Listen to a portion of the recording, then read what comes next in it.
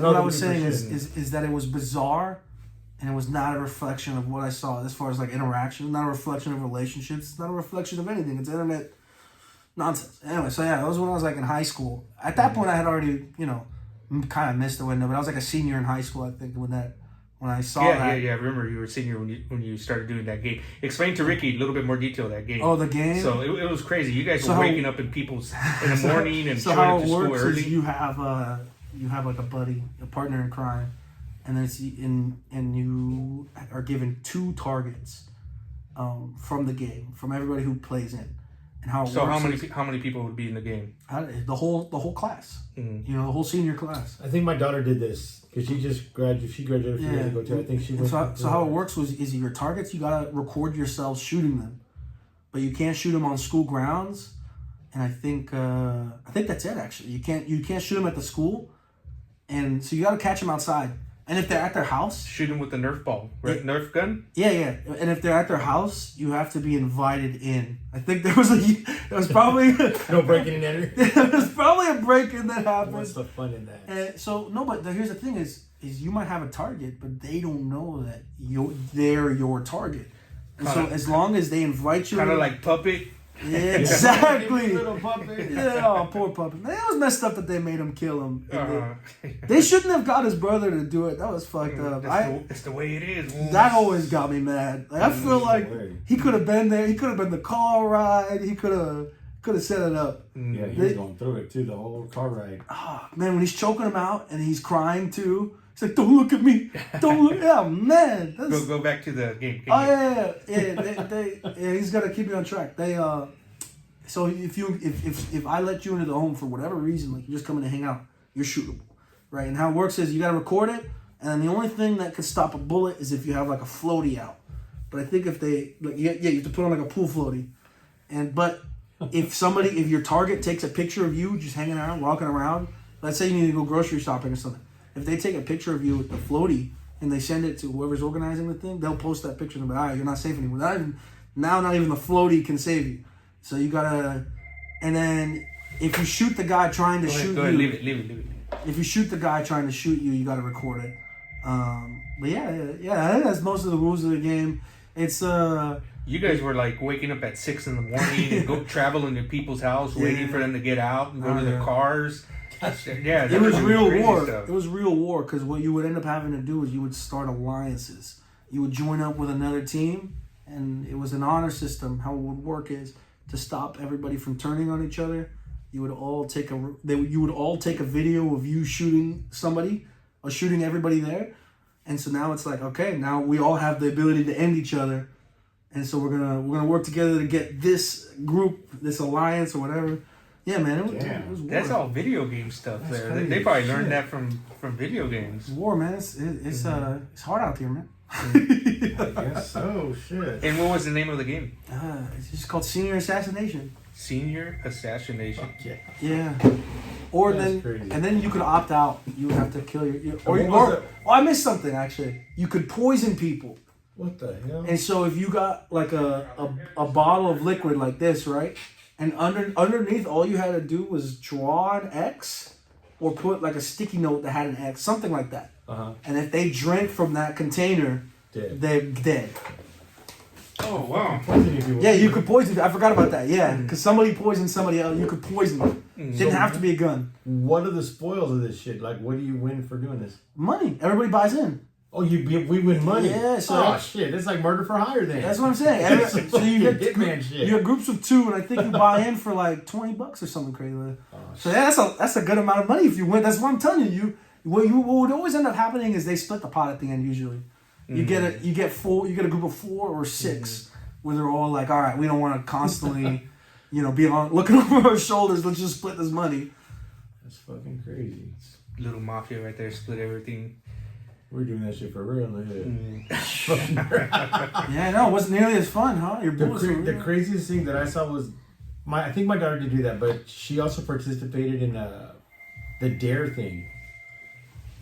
Where there was a big event on the school campus, and you were either a family member or you were one of the people that got killed in a car accident, or you were the actual driver.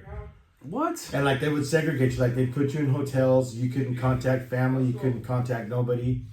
And then one day at the school on the football field, they put out this big old accident and people like dead and shit. What? It was fucking weird. It's crazy. Yeah, and my daughter was excited to be part of it. I was like, what? What the hell? This was in Temecula? Thug ass Temecula. Dude, you guys are weird up there, Yeah, man. but it was weird. The fuck, you guys were fucking assassinating people for money. I know, we got money out of that. How much money did your kid get for doing it? Laying out all dead and shit. You guys are fucking planning out career paths and shit. What the fuck? It was a fun game. You know what's funny? I remember one time, for some reason, and it's funny because, like my Theo will mention, I don't, I'm not no fake, I'm no poser. It's like, I grew up in Fallbrook, There's stuff going on in Fallbrook, but it's pretty tame, right? Right. But I remember I used to walk at night.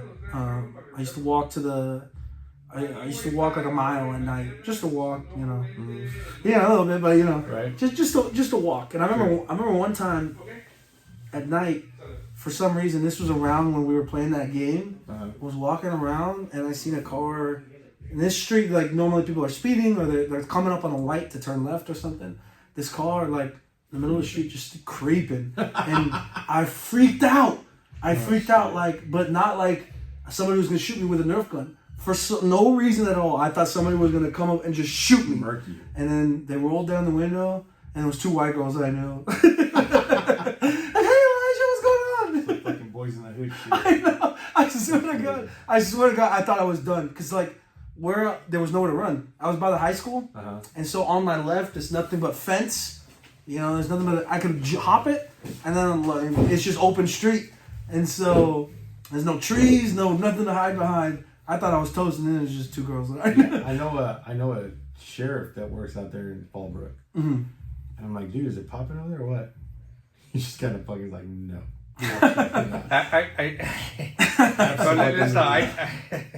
Fallbrook, oh man, the sheriffs, they have it easy.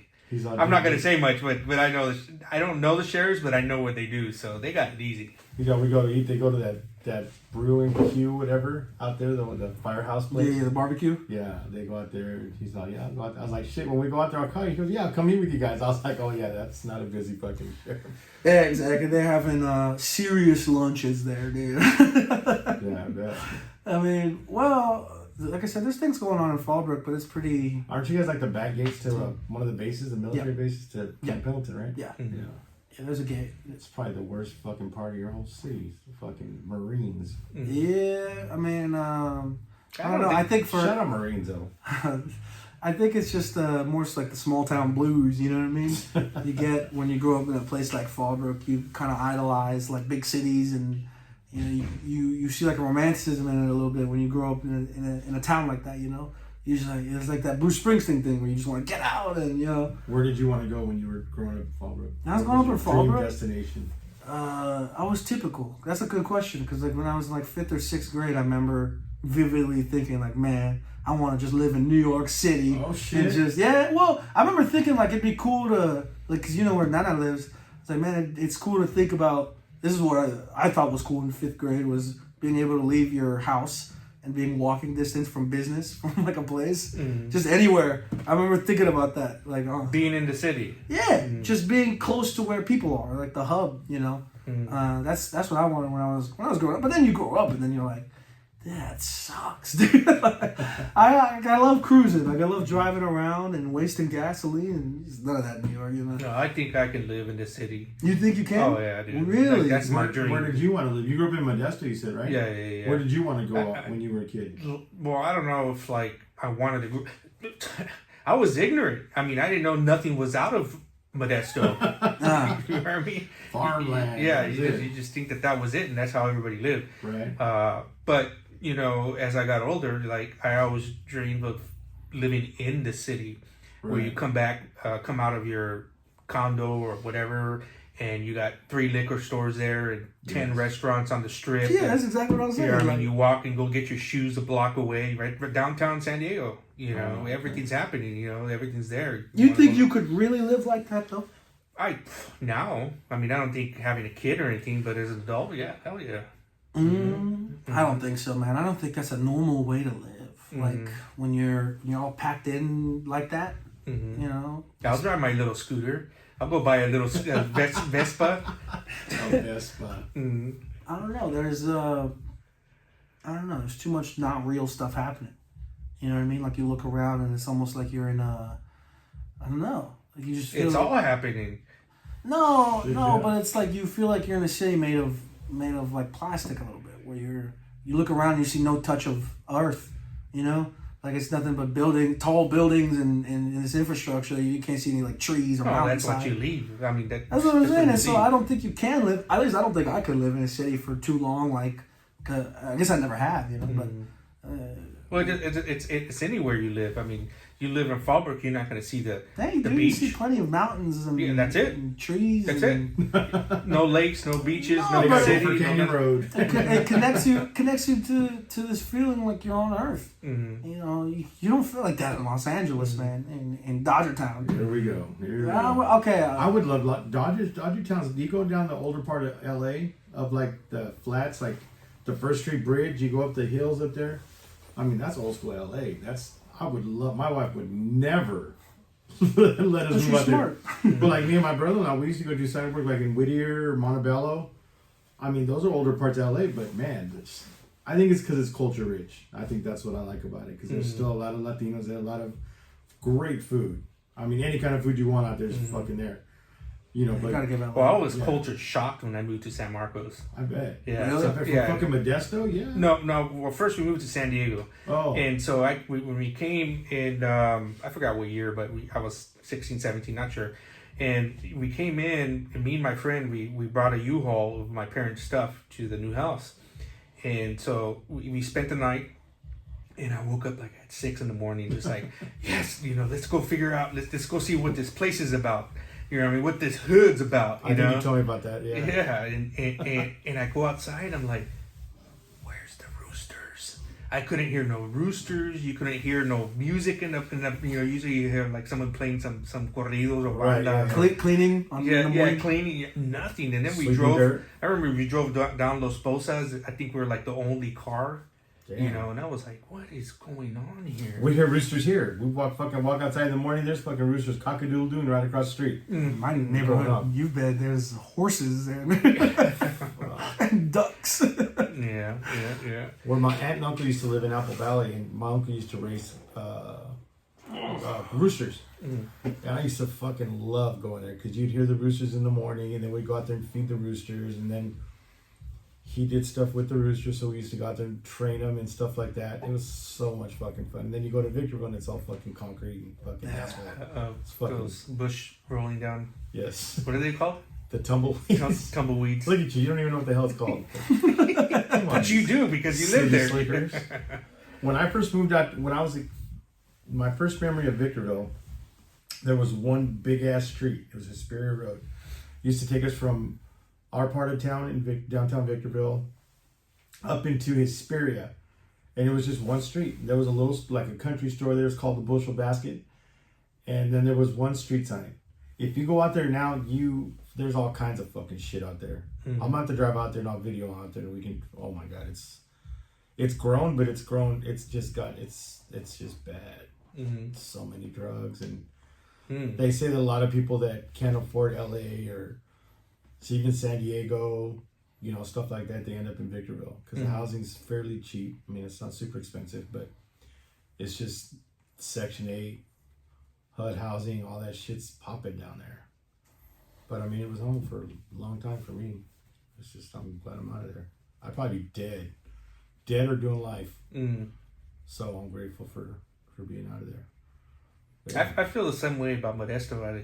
I don't think I'd be anywhere because the Or opportunity. anybody, right? Yeah. Be anybody. Because it seems like Modesto, you can get trapped there. That was Victorville. You mean Yeah. just like living a life? Just living a simple life. Like, okay, so when I say minorities, we were minorities. Like, I lived on the north side of Modesto, so it was even worse. It was like me and my sister were like the only Mexicans. Damn. It felt like that. There might have been more, but I mean, we were like minimum. I think in high school, in Bayer High, I mean, no more than 50 Mexicans, I want to say. Right. You know what I mean?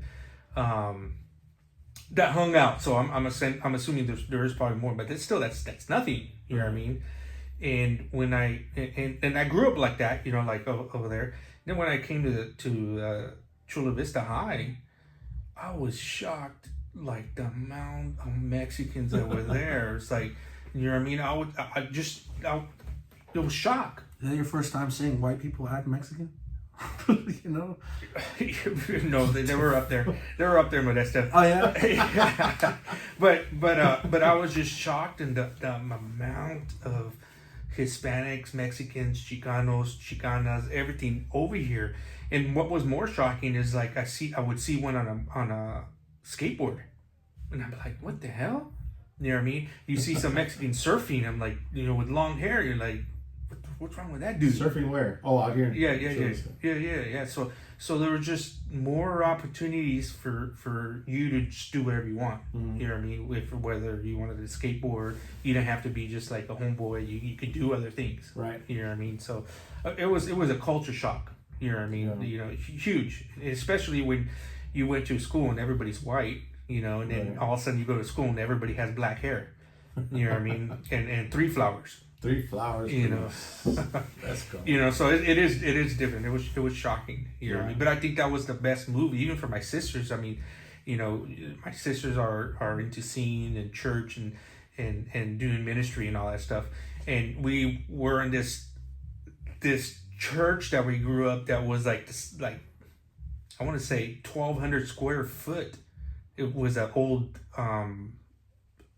house, and we would sit there, and they emptied it out, and they probably barely fit like 40 to 50 chairs inside there, and had a pulpit and stuff like that, and and everybody was coming from ranches or type thing. But once my sisters got out here, it was a different story. They had 50 different youth churches and events and stuff like that. So they had more opportunities to get out there and meet people and socialize versus the little group that you're stuck with. You know what I mean? And that's what I'm saying. But that's why I could have been stuck with this little group per se.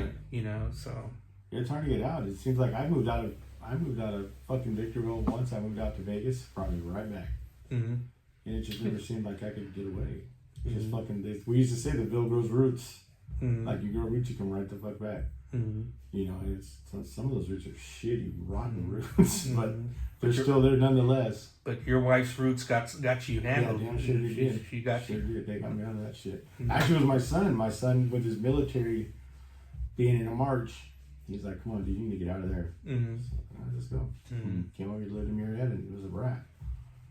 It was good. Nice. All right, guys, let's end this one right here. Go ahead, call it out.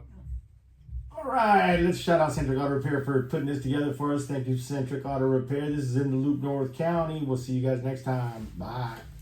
All right.